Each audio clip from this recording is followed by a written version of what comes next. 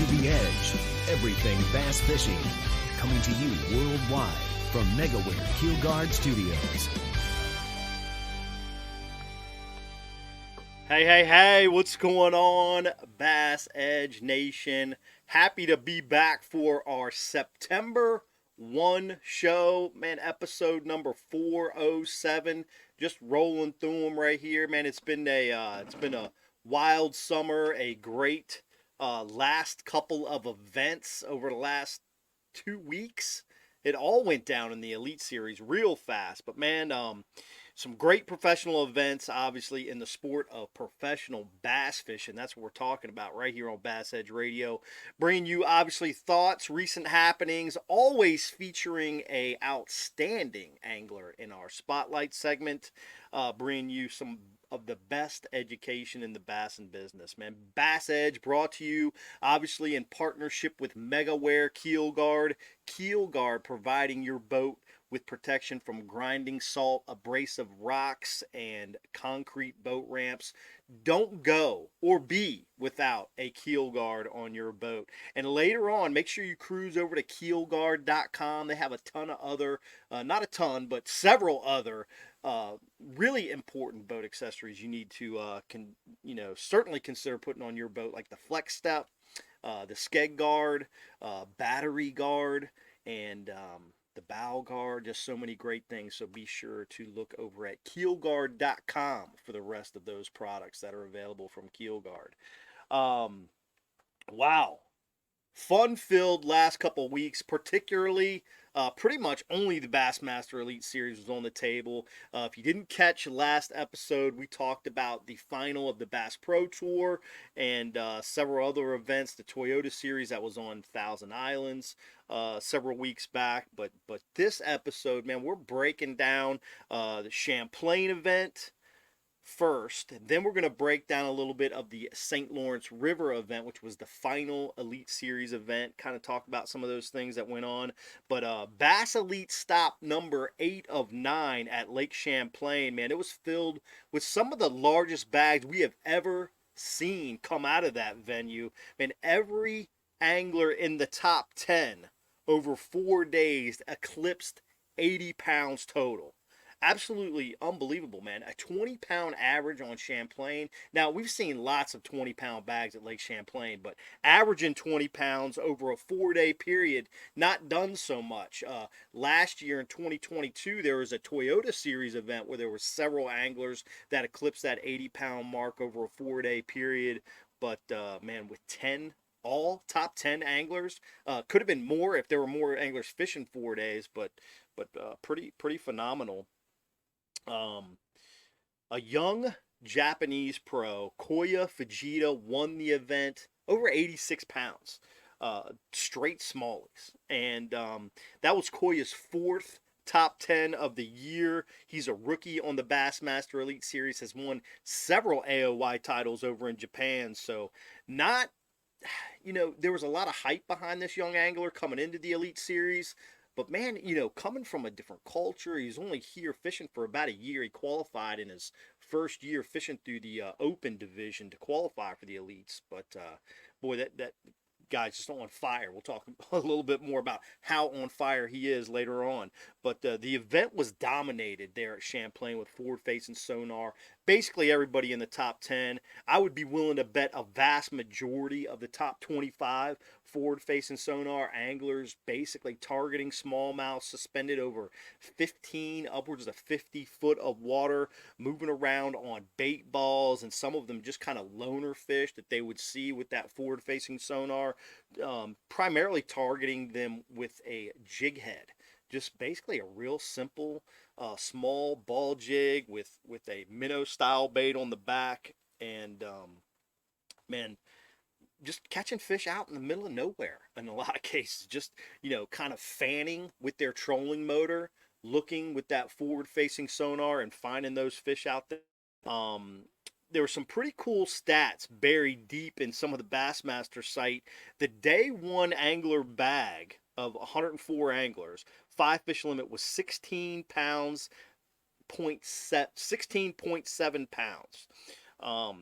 So I believe that was in decimal. So just over 16 and a half pounds. 16 and a half being obviously 16.5. But the day 2 average bag, 17.6. So just over 17 and a half pounds for an average for the entire field. Dude, that's some pretty darn good bassing right there on Champlain, especially in the month of August. So day 1, the weights were most likely lighter because difficult weather conditions. It was a windy day, and laid down a little bit. I don't want to say it laid down. It calmed down just a little bit for day 2, so that some of those weights went up. Man, in my mind, one of the most impressive performances in this stop number 8 was from Kyle Welcher. Kyle Welcher, Brandon Cobb battling it out for the Angler of the Year. Obviously, they had one more event after this Lake Champlain tournament, but the points race was real tight. I think Cobb was up by like a point or two going into Lake Champlain. Welcher had a pretty rough day. He had 16 pounds the first day.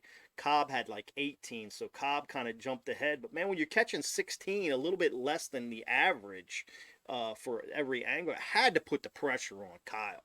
And man, did this kid, I mean, Welcher delivered, right? Kyle came back, weighed in 21 pounds on day 2 and 20 pounds on day 3. Ended up taking a slim lead for the overall AOY heading into the final event there at St. Lawrence. But the reason I was so impressed with that, and Cobb did a great job too. Cobb had a better day on day 2. I think he went from 18 to 20 pounds, but then he kind of slid back into that 16-pound day on day 3, whereas Welcher just kind of kept growing and getting a little bit stronger and catching 20-plus pounds those final 2 days. But it was just how he overcame some of that adversity that first day for Kyle. I overall felt like you could see in the live coverage the persona of Kyle really coming out with a big killer instinct, trying to take this title for himself. Cobb was fishing very hard, obviously, but I just really felt like Kyle had that killer instinct, especially how he had a little bit of a frustrating day on day 1. But Champlain, man, it was a fun event to watch. A lot going on. So Kyoya wins that tournament. He's also in a fight for Rookie of the Year. So we moved to the final event of the Elite Series just last week. Stop number 9 on the St. Lawrence River. And they just been catching giant weights there. All kinds of storylines, of course, developing. You had the AOY race between Brandon Cobb, Kyle Welcher. Kyle went in with a little bit of lead. You had the Rookie Angler of the Year race between Joey Cifuentes, who was leading that Angler of the Year race, and Kyoya, who was really putting the pressure on after just winning that Champlain tournament. Also, a couple other storylines, guys fighting for that Classic berth here at that last event on St. Lawrence, as well as re-qualifying for the 2024 Elite Series. Well, the two guys I felt like take some of the biggest risks really won out on this. The first one was Patrick Walters. Patrick won the event, 105 pounds. We're going to break that out a little bit. Dude, 26-pound, 4-ounce average for Walters. Unbelievable. A 5-pound, 4-ounce average bass being brought to the scales by Patrick throughout the entire event. Then, of course, Welcher, man, took the risk on a big run. Him and Walters fishing pretty close to one another, probably about 45 miles outside of Clayton toward the lake up on that Canadian side. And Welcher got it done in 3 days. Had 25 pounds day 1, 27 pounds day 2, 25 plus on day 3, and he locked up that AOY race right there after day 3. Cobb played it strong. He went to his strong suit. He's been to St. Lawrence several times, kind of stayed in that mouth of the river zone. Had a really good bag on day 1 and 2, but man, just the pressure that Welcher put on with those, monster mid-20 sacks consistently back-to-back 3 times won him the Angler of the Year. And the Rookie of the Year came down to a 1-point margin. Kyoya Fugita putting the pressure on Joey Cifuentes, but Joey caught just enough smallmouth bass. He's had some really good events on the St. Lawrence River in the past. It looked like he kind of stayed true to some of those areas where he's had success in the past, being at the mouth of that river where the lake comes in. A lot of big bass always caught there. Joey finished a very respectable 17th place to hold off that hard charging Kyoya Fugita, who after winning Champlain came and finished 3rd place right there on the St. Lawrence in that final event. But man, we're excited. We're gonna have Joey on the show, the BASS Rookie of the Year. Man, it's Joey Cifuentes being on the show is going to be a lot of fun. He's going to come up right after this short break. But before we get to Joey highlighting his successful year and winning 2 of the BASS Elite events this year, we're going to get in some more of some of his fishing history, as well as kind of break down that Cowboy nickname. If you've been watching the Elite Series, you've been seeing them call him the Cowboy. So we're going to dive into that a little bit as well, kind of get a little background. But before we get to that, man, I've got to mention in this St. Lawrence event, and the largest bag ever caught of smallies by a single angler. I've seen 30-pound bags caught on the St. Lawrence River in team events, but not from a single individual. First time I've seen this. Certainly, this is the largest bag ever caught in the Elite Series up there on the St. Lawrence in the history of bass. The largest 5 bass limit of smallmouth period in the history of bass. 29 pounds, 5 ounces. Dude, 29.5. They held up these fish throughout the stage. It was so cool to see. If you haven't seen it, go back to Bassmaster.com, look up Brian Smith, and you're going to be able to see that. But, man, Brian had just a redonkulous first day. Wasn't able to kind of back it up really strong the next 2 days. Still had a solid performance, but, man, what a day. What a freaking day. 29.5. As for Classic Burst, man, I just want to mention the angler with probably the most on the line. Well, everybody's got something on the line, but from a interest perspective, Jason Christie grew up there around Grand Lake in Oklahoma, which is where the 2024 Bassmaster Classic is going to take place. He sneaks in. He didn't have a great last couple of events, but he snuck in to qualifying for that 2024 Classic there on Grand Lake. Undoubtedly going to become a favorite to win his second Classic in 2024 there on Grand Lake. As for anglers looking to keep their elite cards for 2024, which is that other storyline I mentioned, and we're just going to kind of have to wait and see what that final field of returners looks like. Rookie anglers, how that's going to come to fruition. We're going to look obviously at 2024 with the Opens Elite Qualification Series going to be ending up here. They still have 3 events left in that series. Watts Bar is going to be coming up here in the middle of September, so we're going to talk about that next episode, but we're going to do a little bit of preview for that here at the end of the show. Man, I got to say, these guys, a little bit of emotion. You could tell some guys that were kind of on the line, a little bit of emotion going into, trying to requalify. Man, this is not an easy game. I've been there myself a few times, been in and out of the Elite Series twice, so I get it. One time by my own admission, one time by points. But, man, all of us, and these anglers, they put their heart and soul into getting into the Elite Series. They have a lot of success just to get there. You got to be successful just to get there yourself and have some achievements. But, man, if you don't quite get the results once you get to that national level on the Elite Series, or, even let's say the Bass Pro Tour, for example, competition can get the best of us sometimes. Most will probably continue the journey and become continuously better anglers and kind of keep that fight alive. Man, it's all for the crazy love of this game, bass fishing. But I tell you what, we're gonna get ready to roll out of here after this opening segment. We're gonna have the BASS Rookie of the Year getting ready to come onto the line. But Bass Edge still coming to you from here in the hills of Western PA. Man, it's gonna be cool. Talking to Joey Cifuentes, the BASS Rookie of the Year, right after this message. Y'all stay tuned. We'll be right back. You know the importance of protecting your investments, so choose the protection the pros pick. Grinding sand, abrasive rocks, and concrete ramps are no match for our patented technology. The MegaWare Keel Guard is made tough and made to stick.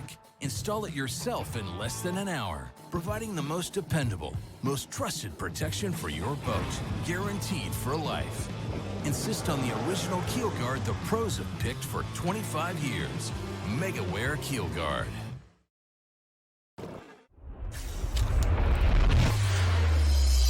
Nitro, a rush of tournament adrenaline.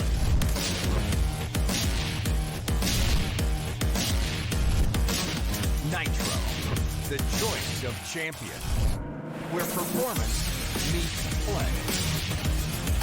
Nitro, a big water beast, a pure fishing machine. Nitro, release the champion within. All right, here we go. Welcome back to Bass Edge Radio. Man, we are set for our feature angler spotlight. You see him right there on the screen. Your 2023 Bassmaster Elite Series Rookie of the Year. Man, I've been wanting to say this, the Cowboy, Joey Cifuentes. Man, it's great to have you on the show, Joey. Yeah, man. Appreciate you having me on, man. This is a phenomenal season, and I couldn't think of a better way to end it. You know, getting that Rookie of the Year, it was definitely on my goals, and it was stressful. I'm gonna tell you, the rookie class this year was unbelievable. So, Dude, thanks for having me on. Absolutely, so glad you could be here. And you're exactly right, man. This rookie class was straight insanity, quite honestly. I mean, Yeah. Take yourself. We're going to get into that a little bit, but 2 wins, 2 Elite Series wins. Obviously, Rookie of the Year, you had Kyoya, Fugita, 5 freaking top 10s. 5. 5, yeah. That's insane. But and then, you know, not to mention several other anglers. Will Davis won. We could go all the way down the rookie list and just look at some phenomenal dudes. But Joey, let's talk about your journey a little bit. Let's think back to January this year. Man, you kind of dabbled in the opens in 2022. You kind of look at where you were fishing in 22. You weren't like all in with bass, like, man, I'm going to be this Elite Series guy. Looked like you just kind of threw some opens into the schedule. You were fishing the MLF Pro Circuit. Had a great year, but man, you know, in the MLF Pro Circuit that year as well in 2022. But man, you qualify for the Elite Series in the Southern Division. All of a sudden, you make a choice to go fish the Bassmaster Elite Series for 2023. Man, what is the process to move to bass? What was that an original goal? Was it something that you had, you know, calculated, thought about, or was it just something that kind of happened? And what then were you most excited and anticipating going into the 2023 season on the Elite Series? Yeah, so you know, with everything that happened at MLF, I mean, there was, you know, fishing the once FLW Tour, and then we, you know, the split happened. Major League Fishing purchased that. I kind of got pushed down there to the Tackle Warehouse Pro Circuit a little bit. Still a great series to fish. And yeah, I mean, I always had aspirations one day to fish on the Elite Series or a big professional tour, you know, either MLF or the Elite Series. And I felt like, you know, there was rumors things were going to be changing. It was in pay, you know, and different things like that. Right. So I thought it was a right move and time for me to try and, if I can, try and get in the Elite Series, fishing those opens, and also it's at the same time trying to get in the BPT tour.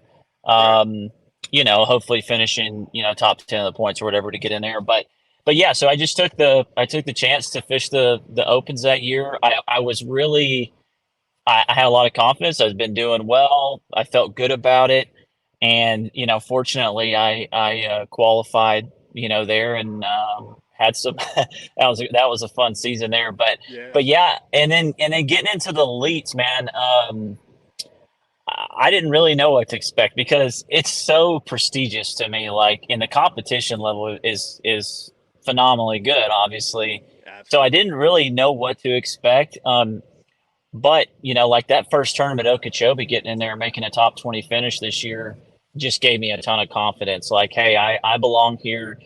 I know I can compete with these guys, and it could have went the other way. I could have bombed that tournament, and the year would have been completely different Right. maybe. But so yeah, I didn't really know what to expect, but I think I fit in pretty good.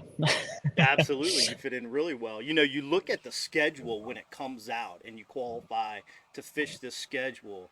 Your history fishing FLW, fishing MLF, man, a lot of these venues were like, you had to be a little bit, just a little bit like, ooh, I like this schedule. I've been to these places at these times, and kind of had some comfortability with the venues moving into this 2023 season. Yeah, it's funny because Seminole was one of the only southern lakes that I was actually excited about because and it was only the third time I'd ever fished a lake, but the first time we were there with the tour, I didn't do well, but I really liked the lake. I liked the way it's set up. It's got a lot of timber in it. Like it's got giant fish and the grass. And I fished a Toyota series there, and I top 10 that, and I really learned the lake a lot better in that tournament, and I got some confidence in it. And so I just had confidence going into the Seminole, man. Like, hey, this is going to be a tournament that I think I could do pretty well at if I can find them. And there you go. I won that one. And then of course, there were spots on the schedule too that I wasn't as comfortable with. Never been to Santee Cooper. I've never done well at Murray. I need to do some work there. Right, right. And those were my kind of low points of the season, but I knew this northern swing. For some reason, I have a little success on the smallmouth You fishing, you you get and along with them brown fish really well. yeah, yeah. So I was excited, really excited that we've got St. Clair. Love it. I think I've had a couple top tens on that place prior to this, and then Champlain. Same with that, and same with the St. Lawrence River, man. So I was excited. All right, so let's that's perfect setup because of that schedule really kind of lays into you. Like you said, it wasn't like a 9 for 9. Oh, we're gonna hit a home run, but it was Right. pretty strong, pretty strong. The moment you begin the Elite Series competition, does it feel different than the emotions and excitement that you had fishing the FLW Tour or the MLF Pro Circuit? I mean, is the does it feel the same? Are you more hyped up? Do you feel like I'm like a renewed angler, even though you've been fishing on the national tour for like 4 or 5 years, essentially?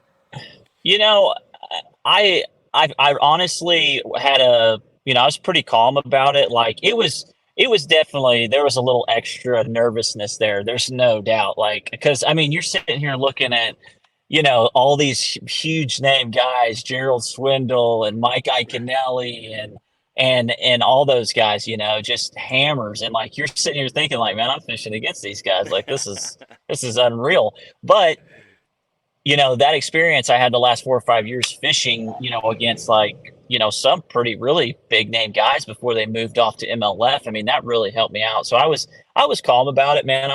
I just kind of, I told myself, hey, this is just any other bass tournament that I fished, and Right. that's the way I looked at it, and it worked out. So, I've heard in some other interviews, like goals coming in the season. Everybody wants to make the classic. You had mentioned you've worked the classic before, knew it was a freaking monster event, and Yeah. and so you were excited to potentially, gain some entry there throughout the year. But in Vent 2, you already mentioned it. You get the W at Seminole. Um, you had a top 5 there. Wasn't it just the top 10? You had a top 5 there. 2001 in a Toyota Series event. I'll bet a little different time frame. That was in May, Yeah. but rolling into Seminole, did you kind of know where Joey was headed? Like that mouth of Spring Creek area, always a very famous area, particularly in this kind of winter time, early, late, that pre-spawn zone. It's always been really good. You had a FLW tour event there, actually. I think it was in The one that Brian Nin- Latimer won. 19, I think it was. Yeah. Yeah, 2019. So you've kind of dabbled in that same time frame again. Going into it, you had confidence. Obviously, you said you only been there 3 times just a minute ago in the interview. But how did you end up winding up with a spinning rod in your hand? Not to say that it's uncommon at Seminole, but is that just a comfortability level that you have with that finesse fishing deal? Is that why you get along so good with smallmouth too? Yeah, I mean the first fishing rod that mostly that I fished with as a kid was a spinning rod. Now it was a little different. It was saltwater fishing. I actually grew up in Florida, and so I did a lot of saltwater. Did I lose you? Ah, Oh, you're still I'm here. back. Yeah, Okay, yeah, yeah. okay. I'm sorry, my screen went weird. But anyway, so really comfortable finesse fishing, and got into Seminole. Looking for that. Well, it just so happened, I mean, where the fish were at and what I was doing, particularly with the drop shot, it just fit perfect. So, and I learned, I was taught too, starting out by Larry Nixon. I mean, he's known to be I mean, he's a worm guy, fish offshore, but he was kind of later in his career. He did a lot of finesse fishing too. So, Well, that um, was like the FLW Tour deal, wasn't it? Like it used to be the Shaky Head Tour. yeah, yeah. So, I picked up a lot of really good finesse techniques and stuff from him. But I don't know, man. I mean, those fish, the way they were and where they were, um, and you got to think nowadays, like the fish just have a lot more pressure too. So I think that's why you see a lot of the Japanese guys excel and do really well in this sport, and people that finesse fish is because it takes that to catch them sometimes. And Sure. I don't want to throw a bait by a fish that I could have thought maybe I could have caught that on a drop shot or something finesse. Maybe it would have Right. bit that. So I just assume put the spinning rod in my hand the whole time. Yeah, yeah, it makes sense. Confidence is Yeah, confidence, and you got to get bites. To figure yeah, out where the fish are. If you ain't getting bites, it's telling you a little bit, but not as much as when you're getting bites, right? right. All right, you win on St. Clair, dude. You take command of the Rookie of the Year standings. First, after that Seminole event, you had to your confidence had to be freaking through the roof, right? I mean, did you just Yeah. feel like all right, nobody can touch me now. I'm gonna go whoop some butt, and then you go in the next 2 events though, and Yeah. little shaky. Yeah, a little shaky there. I felt good. I really expected at some point in my career, I didn't think it was going to be my first year on the Elite Series, but I felt like I had enough confidence that I could get a win at some point. Like You've I been just, knocking on the door a little bit, yeah, for yeah, sure. I'd been knocking on the door. I think, I blew a tournament I should have won on the St. Lawrence River the Yep, year before. yep. Um, I blew a tournament on that year. I fished the opens, and I was just like, man, I'm there. Like if I can just get through this last day competition hurdle, like get this thing done. So, anyways, felt good. And then yeah, I mean, it's bass fishing. Like you're gonna go to places sometimes where it doesn't work out. I mean, it just doesn't matter how high you are, feeling confident. Like it's a very humbling sport. And going into Murray, it's funny because I didn't really have a lot of high hopes for that place, just because it's herring fishing is something that I do not get to do very much because I live in Arkansas. Yep. We do not have herring. Now I fished those fisheries several times, but it's Sure. just always been something I haven't been able to figure out. So I think me not feeling confident in it is why I didn't do as good there. I mean, 100%. I mean, Mental and deal. yeah, mentally. I mean, this sport is so mental. So yeah, I was kind of down there, but I just put it behind me, stayed positive. Um, Santee Cooper was a kind of a slip too. I finished just outside the cut there, and but new places I hadn't been really that much, so I just put it behind me and said, hey, we're just gonna keep fishing hard and see what happens. Sure, sure. You had already won a tournament. I mean, dude, things were still Yeah, good even though they were bad, right? right, yeah, All right. absolutely. So you kind of progressed through the year. You're idling out on St. Clair last day of the tournament. You've got an opportunity to, win again. You know this going through into this last day. How does it change your feeling final day St. Clair because of your success at Seminole? Can you repeat that question one more time? I'm sorry. Yeah. No, My what I'm phone keeps going like really weird. I don't know if it's because I'm sitting in my truck. It's getting hot or something. I don't know what's going on. I'm gonna turn it okay. on. Anyways, sorry about that. Yeah, no problem. So, you won the Seminole event. So I'm really trying to understand the mental aspect when you're idling out at St. Clair. You slayed the dragon at Seminole. You know that you've kind of gotten away from those hiccups that you had there that you mentioned earlier on the St. Lawrence in a previous event and Open in a previous event where you really thought you could close the door on those. And now you've closed the door at Seminole. You're idling out at St. Clair, chance to close the door again. What does that do to your mental focus and just esteem now that you've closed the deal at Seminole and you have another chance to do it at St. Clair? You know, you're going into that last day, like when at St. Clair, you just have you don't have the pressure.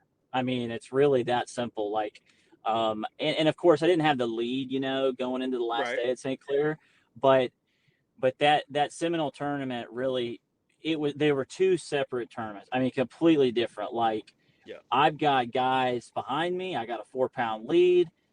And that's the tournaments that I had blown before, really. Right. I mean, I had a 7-pound lead on the St. Lawrence River, which Yeah. is unheard ofly huge. And I blew that.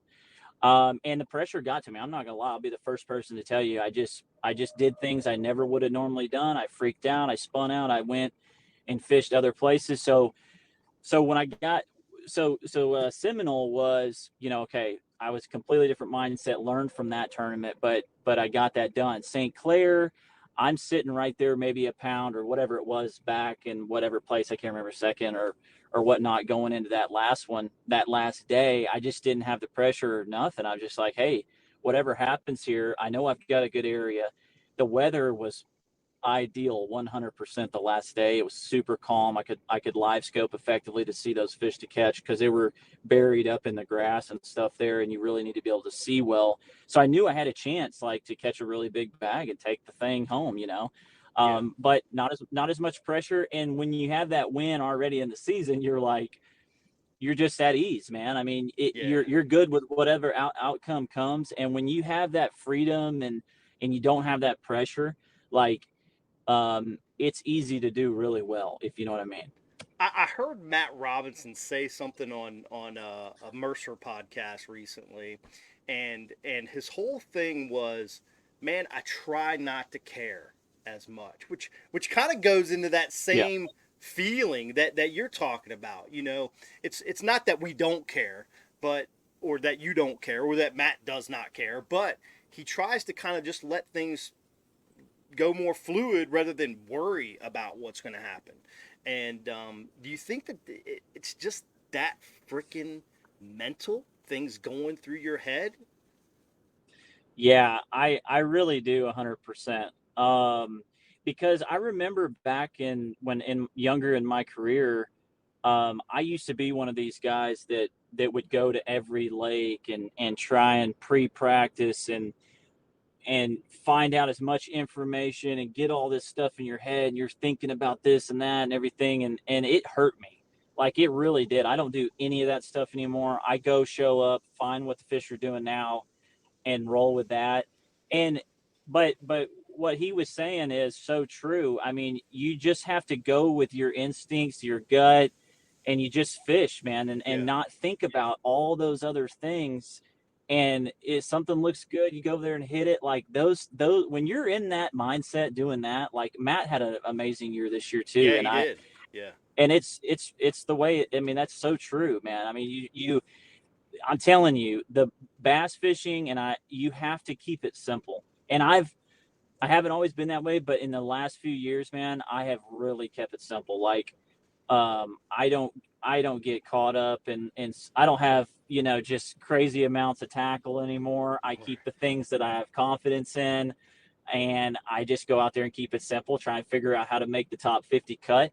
And if it presents itself where I can win one, shoot, take advantage of it. That's You know? right. That's right. All right. Last little question about your AOY run on the Rookie of the Year, and I don't know if I mentioned this in the pre-show or not, but you finished 5th overall in the Angler year. Just a fantastic year.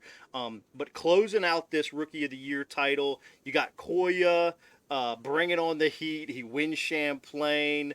Man, you're going into St. Lawrence, the final event. You've got lots of confidence there.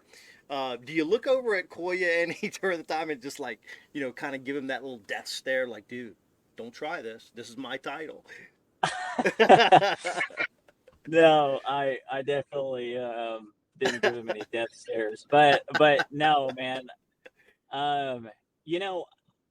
This somebody asked me the other day or yesterday about like what's the highlight of my season, like. Yeah.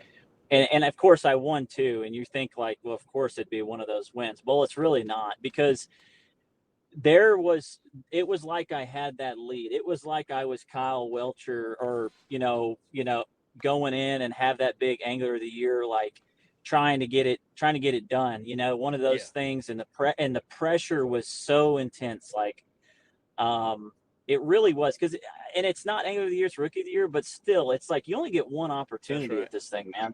That's right. And I'm sitting there with a 15-point lead, and I don't know, man. I really kept it together. I stuck with what I knew there. Yep. I knew fishing the river on the St. Lawrence River was not going to compete with the lake and win the tournament. Like, I knew that. So our practice got cut down because they pushed us back on Champlain to 2 days. Yeah. And so I went out in the lake and I didn't find anything. I found one little area, but not that great. And the first day of the tournament, the wind blew, and I tried to go out there day 2, couldn't catch him. And I just stuck to, I ended up sticking to what I know in the river, and you can catch big bags in there. But I'm proud of myself for hanging in there and hanging around those areas and catching good enough bites and catching big enough bags to get it done, man. I mean, you did. Kyoya Fugita is, I don't know. He is unbelievable. I'm telling you, he's going to win AOY. Dude, how does a guy come from Japan? Right. How does a guy come from Japan, fish here 1 year in the opens, and just, obviously lit it up? I think he had one out of the check at Ross Barnett, which is a tough place to get around. Whether you're from Japan or the United States, it's hard to drive around Ross Barnett Reservoir. And then, qualifies through the Northerns. Then, dude, five freaking top 10s his first Elite Series. What? His style of fishing, though, like the ultra finesse, and it is just so critical right now. And I think that's why I've done well this year too. It fits everything we do and everywhere we go. I think you're going to see. You're already seeing it, but more finesse fishing, more guys that do that are going to excel in bass fishing, hands down, just because it's just where it's at right now with the with the forward facing sonar and the added pressure on the fish. There's no doubt that more fish are being caught because of that. And you've got to be, they're just harder to catch. At any moment do I think that it's going to hurt fishing or bass fishing or anything like that. Right. I don't think it's going to hurt it at all. It's just going to add pressure to these fish, and they're going to be harder. So he is going to do well, man. I love the finesse fish too. So, maybe we'll continue this. So Joey's going to do well too. That's right. Well, so, as great as Kyoya had of a year, you finished on top. So yeah. Enough said. Awesome stuff, man. Before we go to a break, you talked a little bit, mentioned Larry Nixon, Bass Hall of Famer, here in this podcast. I've heard him you mentioned throughout the years. I know that you guys used to be close. I believe, correct me if I'm wrong, when you were co-angling a little bit, kind of getting your feet wet, looking at the FLW tour at the time, that was kind of when you guys met, I think. But I want to hear a little bit of your backstory with Larry Nixon, Bass Fishing Hall of Famer, true legend in this game, quote unquote, the general as he's called. Man, what is it? How did you guys kind of start your relationship? You room now on the Elite Series. It had to be unbelievable that he got invited back to a Legends exemption. Now you guys could room again together, right? Tell me about this dynamic, you and Larry Nixon, please. Sounds good. You want to do it now or after? Oh yeah. Let's do it now, and then we'll go to a break afterwards. Okay. Yeah. So, man, in growing up in life, like, didn't follow bass fishing. I had no idea there was even a thing, and that's kind of crazy to some people, because a lot of these guys have done it their whole life, and they followed it since they were a kid, and they look up to all these fishermen. Well, I didn't. I wanted to be a professional baseball player. So one of my good friends in college, when I moved to Arkansas, his dad was good friends with Larry. Okay. And me and him started fishing some little local, night tournaments and tournaments on Greers Ferry Lake there in Arkansas a lot. And I kind of got closer to him. And as that happened, Larry and a bunch of guys would meet up every week, and they'd all hang out and talk fishing and stuff. So I got to hang out with Larry every once in a while.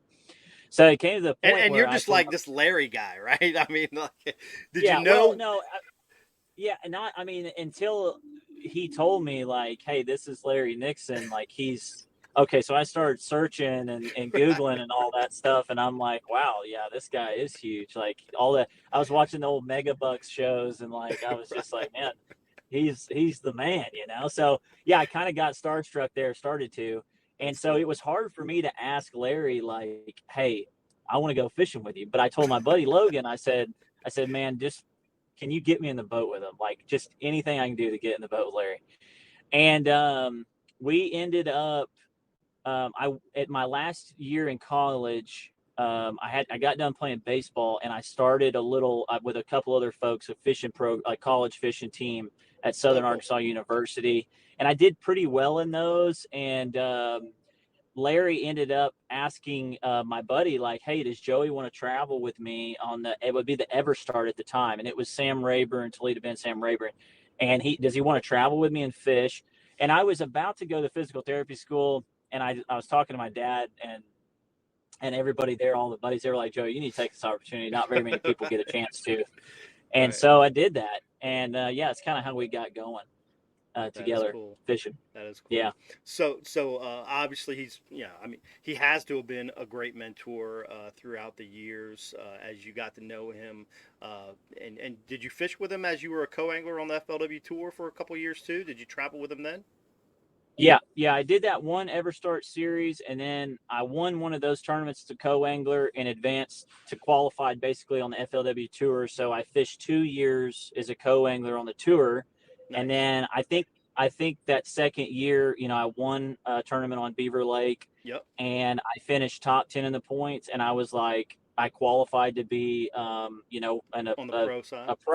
A pro side. Yeah. And so I said, hey, it's time, let's do it. So yeah, we started traveling together, and I did that, I did that co-ang thing on the tour for 2 years. So, yep. So let's say it's been, I don't know, a decade now, right? You guys been buddies for 10 years or so? Yeah, I'd say so. So over 10 years, if you could think of some of the top advice you've received from Larry that's helped you, put you in kind of position where you are today, being a Bassmaster Elite Series angler, winning 2 Elite Series events, the Rookie of the Year, what do you, if you were to mentor a young angler coming up right now, what would information that Larry passed on to you would you think was crazy important to pass on to a youth angler today, or a young angler trying to come up today? Yeah, so I got the best advice I can give is, Larry slowed me down. And I see a lot of young guys and kids out there fishing, high school kids. And listen, there was Kevin Van Dam, power fishing, fast guy. And there's a bunch of other, Brian Thrift, they call him Smoke, or Smoke on the water. Like, Edwin Evers, same thing. Yeah. Yeah, I mean, there's times for that. But patience and slowing down is what Larry did to me. I mean, he slowed me way down, and being methodical and I think those guys, you'll notice the guys that do, fish fast per se, they're very methodical at the same time. They do not leave anything behind. So He taught me that, and that was what I would say to the young kids coming up is try to, just calm down. I know you're excited, you want to get out there and you want to go. But if you get in a good area where there's good fish, slow down, and there's a reason they're there, and there's more of them, and pick it apart and have patience. And I think that's what helped me, that Seminole tournament. I mean, that with the last day, going into the last day, Larry called me and he said, Joey, your fish are there. You're gonna do well. If they don't bite, the first couple 3 or 4 hours in the morning, just hang in there, be patient. And they'll probably bite in the afternoon for you, and pick it apart, and you'll do fine. And all the tournaments I fished now and won have had success. Like that's what I did, and I think that's and I know it's really simple, but it's so true. I mean, it really is. You got to be patient. I mean, sometimes these fish don't want to just eat for you like when you want them to, and so patience, man, patience. So if you were Larry Nixon, and you're looking at your buddy, Joey Cifuentes. Joey just wins Rookie of the Year. He won 2 Elite Series events, first year on the Elite Series. What are you thinking? Yeah. What is Larry thinking about Joey? Is he like, man, I knew that kid when, I wasn't sure he'd get there where he is right now, but man, he's really what? What is Larry thinking about Joey? I've never had anybody ask me. That's a good question, Kurt. I think he's really proud of me. I mean, obviously, he's proud of me. I think he feels really good that he could pass the torch per se onto a guy, because Larry's, there's just no secret. Like he's getting towards the end of his career. Sure. Yeah. I mean, he's definitely getting towards the end of his career. And I think it makes him really proud. I mean, Larry's been like a dad to me for sure. So cool. He's taught me more than just fishing. And so, I don't know what else to say but that, Kurt. I mean, he's cool, just proud. And he knows that, Larry told me for the past 4 or 5 years, like, Joey, you got to win, man. You got to win. And he kept telling me that all the time. Like every turn, he's like, Joey, you got to win. You got to win. You got to win. And so he's pumped for me, man. And I did that. And he's like, he's got it now. I mean, I've done well. So he's happy for me. Dude, you said a lot in words right there, but you said a whole lot in your reaction. And it's you're glowing. I'm sure Larry's glowing, because that's where I think that emotion comes through, and I think that's super cool. But man, you gotta love the friendships built in the sport of bass fishing. We're gonna pause for a quick break. First, got to give a special shout out to Bass Pro Shops, associate partner in this feature angler spotlight segment. Bass Pro Shops reminding you we all live downstream. We're going to be right back with more from the Cowboy, Joey Cifuentes. Plenty of sunshine. Come on, man, let's roll!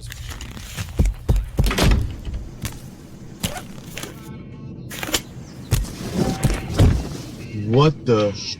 To catch the fish, you need to be one with the fish. With PowerPole shallow water anchors, you'll get the ultimate in precision, power, and control, so you can catch more fish. No face paint or phony fins necessary. Excessive shock and vibration are 2 leading causes for premature battery failure. Prolong the life of your batteries with the new MegaWare Battery Guard. The Battery Guard sits under your battery and absorbs excessive vibration and bounce, reducing G-shock by up to 80%. Great for boats or anywhere shock and vibration can damage a battery. The Battery Guard can easily be trimmed to fit virtually any custom shape or battery size. Save money by protecting your batteries. Spend more time on the water and less on maintenance. Find yours at megaware.com. All right back at it. Joey Cifuentes, your feature angler spotlight. 2023 Rookie of the Year on the BASS Elite Series. Joey, I know you're on the road. I appreciate you stopped for us to break down this interview here on Bass Edge. But before we let you go, I got a few more questions. Man, looking back at your career, you've kind of had some great success and a few kind of mediocre times throughout. And I think most anglers do. It's very few that can really, stay on top at that upper echelon. But how are you going to parlay this 2023 success into 2024? Stay confident, stay fishing. I'm going to fish in the off season a little bit. I like to take a break from it. To be honest with you, I like to do some hunting and, get away from it, set the rods down. But yeah, you just keep that confidence and roll into the next year. I'm so excited, Kurt, to fish the Bassmaster Classic, man. Like, you said it earlier. I mean, that tournament is so unbelievably huge that. So anyways, but yeah, Dan, just stay fishing. Larry always told me it's like any other sport. You got to stay with the fish. You got to be catching all the time. So I'm going to be doing that. I'm doing some crappie fishing, do a little of that, and look at the schedule. Maybe hopefully it's pretty good. I don't know yet. I hadn't seen it, but Sure. looking forward to it. Have you heard any rumors yet? Any rumors out there on schedules? I know there's always a couple venues. Oh yeah, I've heard several rumors. Harris Chain, St. John's, Toledo Bend, going back to the St. Lawrence River. I haven't really heard anything else besides that, but I think a few places we haven't been before, maybe, or a place we haven't been before, maybe in a long time or something. But yeah, there's always rumors, but I want to see the official one. Yeah, absolutely. All right, what's your take? We talked a little bit about forward-facing sonar, finesse fishing. You really felt like that's going to, kind of continue to be and maybe become more of a trend that we continue seeing here on the tournament trails. Three things that, some things that you might try to want to improve on yourself, things that you keep cognizant to be fundamentally sound in. But what are three things you think really takes to be a successful angler moving into 2024? Yeah, I think, nowadays, back when I started fishing, like the FLW Tour as a pro, I always had guys say, Joey, you need to be really good at one thing. And I think you need to be as versatile as possible. So the guys that can, run up shallow and fish and then run out deep or do some heavy flipping or whatever, I think versatility is going to be key, obviously, because we go to such diverse places anyway, and you have to be able to finesse fish and you have to be able to power fish. I mean, and I enjoy doing all those things. I would actually rather be throwing a bladed jig out there than sitting there looking at my sonar. Like I'm not gonna lie to you. I would rather do those things or throwing a topwater bait or something. So being versatile, I guess that kind of sums up the three. But I think another thing too on the mental side is, I look at Kyle Welcher and his kind of background, like the poker player thing, like. Right. You can't be afraid to take a chance or afraid to fail or take a risk, like running out there someplace that nobody else is at and doing something like that. So a guy that does that is going to be successful. You think that's a deal where just getting away from the pressure a little bit, getting away from, other anglers that have been casting around for months on end on particular bodies of water? Is that the deal with that? Yeah, I mean, there's no doubt. I mean, 100%. You look at the last tournament here we had that Patrick Walters won. I mean, yep. Those fish out there just out in the lake, they just don't get touched as much. So, and going into like the Seminole tournament, those fish out there, the fish were really starting to move towards the bank, and so everybody was zoned in on that. And so you might try and I wanted to find those fish more pre-spawn there, and so I really stuck with that until I found it. So yeah, I think that's doing something a little different like that, you're going to see some success. A little out of the box. Got it. All right, pre-practice. Will you hit Grand Lake this winter? How many days do you think you spend over there in Oklahoma sniffing around the classic waters? Yeah, I'm going to. I like I said earlier, I usually don't do a lot of pre-practice stuff, but that time of year, I've been on that lake several times. I've fished many tournaments there. there's going to be structure type things that are going to be very important to have and to be checking. So yes, I'm going to probably spend, I don't know, maybe 3 or 4 trips or 3 trips or so. Sure. I think, I got to be off the water by the end of December 31st, the last day of the Right. year. So I'm definitely going to go over there maybe 2 or 3 times and just probably not even fish. I'm just going to be doing some idling around and marking and looking at different things. Very cool. Very cool. You mentioned you're not a pre-practice guy.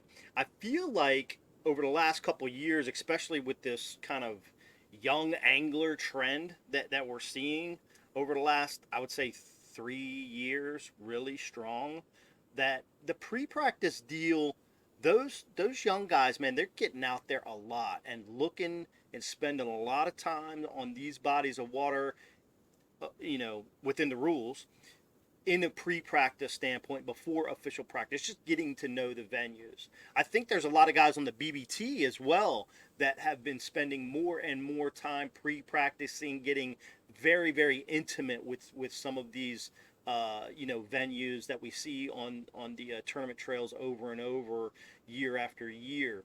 Do you feel like that is something that is true as well? Something that, and do you feel like you'll put in more pre-practice time as as you may see fit going forward?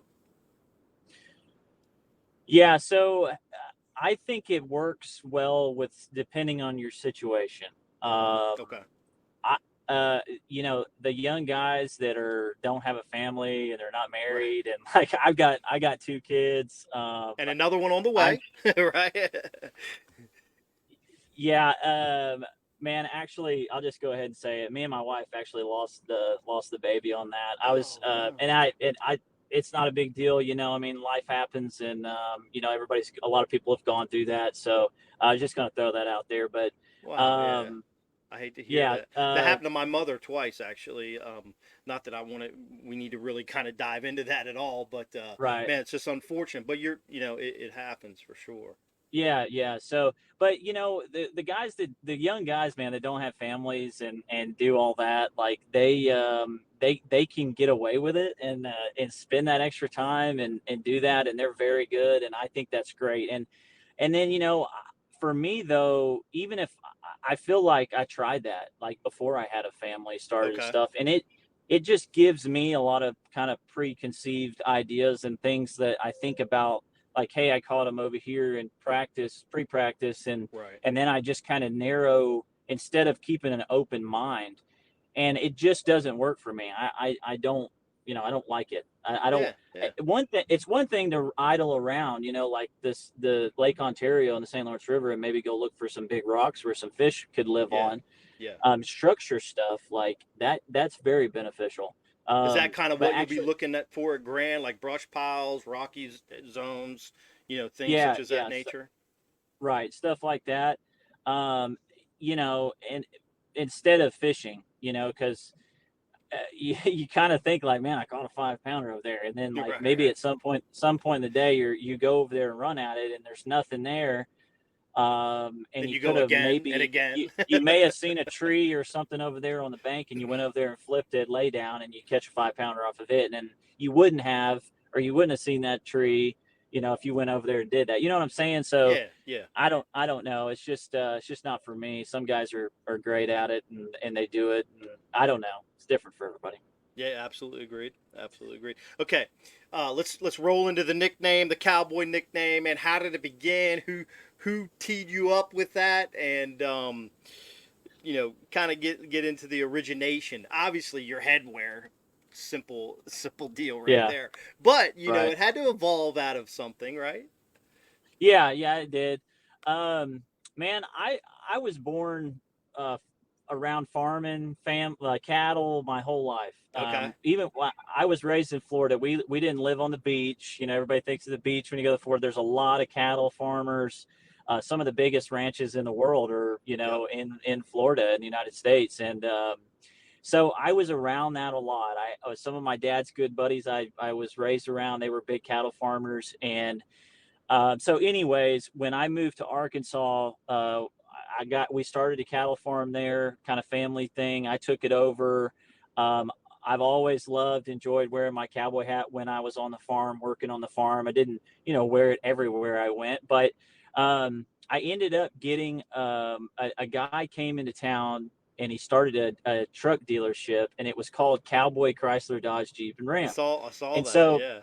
yeah, so I went up to those guys, and I actually, the first time I met them, I was wearing my hat. I walked in there and was talking to them about doing a truck sponsorship for me, on tour, and they were excited about it. And the owner of that, he said, "Joey, why aren't you wearing your hat while you're fishing?" And I was like, I don't know. I don't wear my cowboy hat fishing, I mean, every once in a while, maybe, like when I'm off, fly off. Right. Yeah, fun fishing or something like that. And, honestly, I thought about it, and I thought, this industry in fishing, like most everybody looks the same. And so it was just as much as a marketing move for me, because you have to set yourself apart. I mean, I think that's good advice for any of the younger kids out there. I'm not saying you need to go get some crazy hat and wear it. You do Right, you. I mean, this is me. I don't just wear the hat for fun. But I did start wearing it fishing, and it's been really good for me, because it's, gave me the nickname and all that stuff. And I love it anyway. It keeps the sun off me, and I just love wearing my hat. So that's kind of the backstory on that. So it was originally from the dealership, and they were like, "Dude, wow, why aren't you wearing your hat fishing?" That was it. Yeah. Then all of a sudden, yeah, boom, yep. It was the cowboy on the lake. Yeah. He was riding bass boats instead of bulls. Yeah. All right. Man, there's last question right here. I've been tuned into live pretty strong, man. It was just a lot of fun to watch Champlain and St. Lawrence over the last 2 weeks. And a lot of rumblings on the Elite Series. I hear a lot of anglers talking about this on live. Man, the forward-facing sonar deal, right? Is how much is too much? What's your opinion on forward-facing sonar? Is it hurting the sport, helping the sport? And not really. I don't know if that's probably the right vocabulary to use, hurt or help. But do you think there should be some limitations to it? I've even heard some talk about maybe limiting how many inches of screen you can have on your boat and how many sonars you can have on your boat. What's your thought process on this? I'm just going to be honest with you. I am sick and tired of hearing about and especially the guys on live and a lot of people that I know that watch it about them saying this and that about forward-facing sonar. I think a lot of those individuals are guys that haven't maybe they started without it. They're kind of more in that not older, but they're just not all in on it, and they're not accepting the new technology as well. They're not accepting the new technology, and it really gets me frustrated because this thing's been out a while. It's very simple to use. Everybody can have it on their boat. I do not think it hurts fisheries. It does make pressure. It makes fish harder to catch. And I just, like I said, man, I don't think it's bad. I don't think they need to limit it. It is what it is. I mean, if people don't like it, like, what about when we had side scan, when side scan came out, or any of the other tools? It's just a tool to catch more fish. And you either embrace it or you don't, and you get beat. And I mean, I don't want to sound, too bad on that, but that's just how I feel about it. I mean, it's, like I said earlier, I don't enjoy, sitting there turning my foot pedal around and looking, but you got to do it. We have it. We got to use it. And it's going to go. I mean, new things are going to come out. People are always going to say stuff about new stuff and should we limit this and that. But, you look at professional sports, there's been rule changes and new things that's happened, and there's always grumbling and stuff about it at first. And I don't know. I still hear the guys talking about it, some of them, and, I mean, just get over it, use it, figure it out. And if you don't like it, don't. I mean, look at John Cox. I mean, I know he's an exception, really, but he does what he does, and it's still the exception. I mean, he's top 10 in the points, man. I think he finished probably top 10 in the points this year. I don't know, but he may have fell out a little bit, but he was in the top 10 all year fishing shallow. So Stop making excuses and go get it done. I don't know what else to say. I like it. That's, you never know from the outside, you're sitting there around the tanks with 40 other guys getting ready to weigh fish, and you see guys at the ramp, and you never kind of really know what the vibe is of the group until somebody will, until you ask somebody and say, hey man, what's your thought and what do you feel like the vibe is? It sounds like there's maybe a few guys, whining about it. Maybe, but it's not necessarily like a full throttle Elite Series angler thought process that there needs to be some kind of regulation on this deal. Yeah, I don't think so. I mean, just there's nothing to me that seems like there needs to be. I mean, like I said, there's going to be something. We never would have thought we'd ever had forward-facing sonar, so there's going to be something else that's going to be like, oh my goodness, this is overboard, But the guys, I mean, you look at all the top guys, man, they're taking advantage of it and they're using it and they're doing well, and that's just the evolution of bass fishing, the way it's gone, and you got to embrace it. Yeah. Well, Joey, man, thank you so much for bringing this to us, man. We've been on the phone for about 40, or on the show here, about 45 minutes with you. I thank you so much for bringing the time and pulling over and having a great interview with us here at Bass Edge Radio. Do you have any kind of final thoughts or closing statements for the the Bass Edge listeners out there, or to close out the interview here?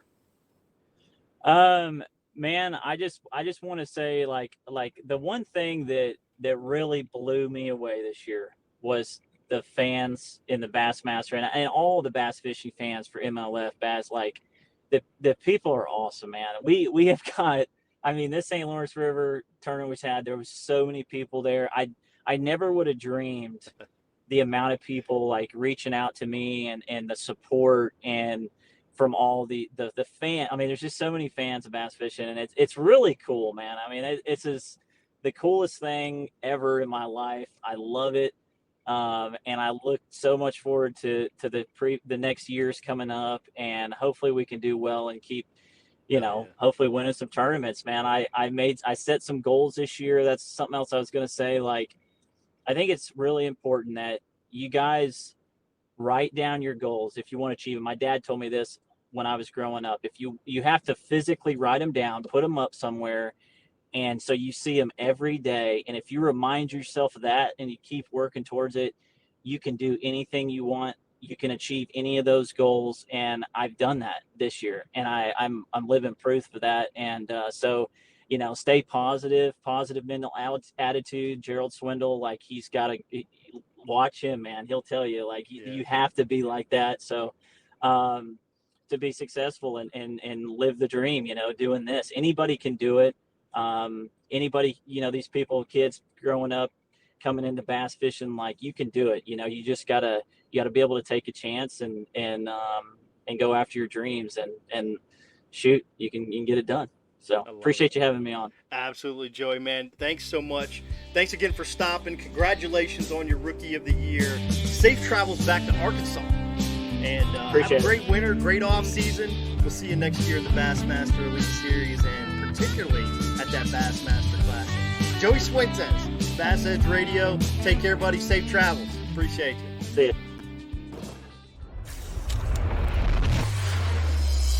Nitro, a rush of tournament adrenaline.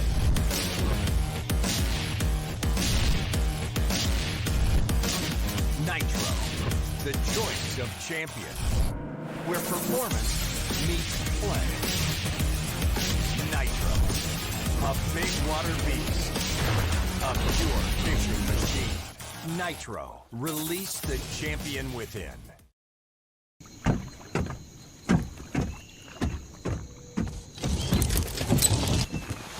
Nobody wants to run out of power when they're on the water. There is a better way. Introducing the Charge Marine Power Management Station from PowerPole that does the work of 3 devices: a traditional battery charger, a charge on the run, and an emergency start system. PowerPole Charge. Here we are, man. Great to be back. This last segment of this episode, this September 1 episode of Bass Edge Radio. Man, a big shout out again. Joey Cifuentes, Rookie of the Year, Bassmaster Elite Series, 2-time champion. Man, how things can just turn around so quickly. We talk about it all the time here at Bass Edge, but the mental aspect of the game really, really important. Joey obviously has a portion of that mastered at this moment, and hopefully he continues to ride that wave. But he talked some about how he struggled and how he wasn't able to close the door in a couple of events, which really led him to understand a little bit better mentally and in strategy how to close the door, as he does that twice this year on the Elite Series with wins at Lake Seminole, win at St. Clair, and of course the Rookie of the Year award for 2023, and finishing 5th place again overall in the Angler of the Year. Just a phenomenal deal. We didn't talk a whole lot of details, I think, this episode about just like immediate education, but if you kind of break down some of the things that Joey, the way he approaches the game, the way he some of the advice that he gave about slowing down, kind of really I think comes back to being confident about an area you choose to fish, maybe where you've gotten a few bites. There's probably a lot more fish in an area than we really ever understand. For example, I feel like if you're out in an area catching 20 or 30 fish a day, there's hundreds of them around. Or maybe if you're out in an area catching 3 or 4 really big ones, in a zone, that there's probably some other 10 or 15 other big ones around, most likely. So slowing down, big deal there for Joey. And man, taking that knowledge from Larry Nixon, how cool is that didn't really know a whole lot about the angling game, bass fishing personalities, or legends, I guess you might say, of the sport. Obviously, in Larry Nixon's case, a definite legend of the sport. And then just kind of mentoring Joey along the way, and Joey being able to absorb that and put that into his own program. So that was super cool to hear too. And then finally, just some final thoughts on that forward face and sonar deal. Obviously, Joey's got a great perspective, bring it in, but he's right, and I get it. There's a lot of guys that keep talking about it, particularly on Bassmaster Live, and that's why I brought it up in this episode of Bass Edge Radio. I've talked about it 1 or 2 other times here of recent.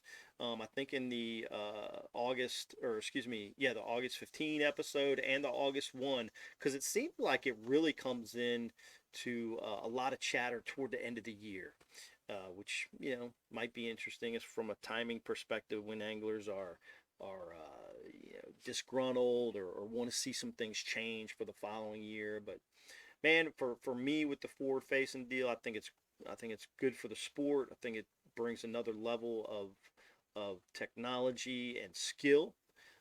Dude, you don't just drop that thing in the water and just start catching fish, believe that. So but I do think it would be nice, because many anglers try to emulate what's happening on national tours, that if they had an inch per inch limit, let's say it was 48-inch limit, that would be like 4 12-inch screens, or 52-inch limit, whatever, maybe some kind of inch limit on your graphs that you can have on your boat. It would just kind of help, I think, people upcoming in the sport, and maybe not, but again, it's a top layer of the sport.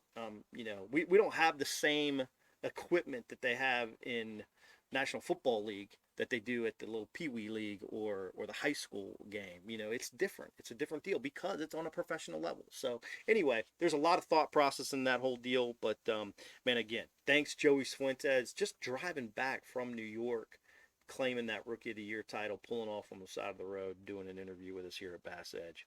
Man, I tell you what, upcoming events, there's one upcoming event in this next couple weeks here before our next episode, which will air on September 15. And it is the 7th stop of the Bassmaster Opens, the EQ qualifiers. If you haven't listened to the interview with JT Tompkins, we did an interview with him a couple episodes ago, so be sure you check that out. And our last episode was with Matt Steffen, the Mississippi River champion with the MLF Invitationals and new Bass Pro Tour angler for 2024. Make sure, if you haven't listened to those two episodes, run back, check them out. Again, that's the Matt Steffen, August 15, and JT Tompkins, the current Bassmaster Opens points leader, was our August 1st, and he's going to be back on the water.